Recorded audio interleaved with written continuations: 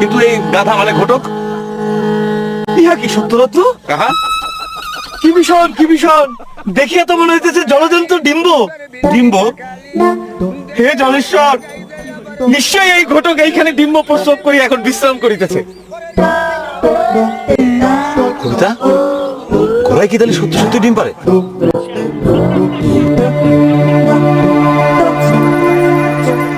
না সত্য, ডিম্বাকৃতি যাহা অনুধাবন করিতেছি তাহাতে ইহা কোনো পক্ষীকুলের ডিম্ব হইতে পারে। শোনেন কবিতা, এই জামানায় একটা ঘোড়া কখনোই আন্ডা দিতে পারে না। দিতেও তো পারে, কেমনে? বিচিত্র এই দুনিয়া, বিচিত্রতার নিয়ম। জলেশ্বরের ইচ্ছায় কত কিছুই তো হইতে পারে, সেখানে সামান্য একখানা ঘটক দুইখানা ডিম্ব প্রসব করিতে পারিবে না? দেখেন কবিতা, আপনি অত্র অঞ্চলের একজন বিশিষ্ট পল্লী কবি, আপনার মুখে কিন্তু এরকম আজগবি কথা মানায় না। আজকালকার জমানায় একটা ঘোড়া কখনোই আন্ডা দিতে পারে না।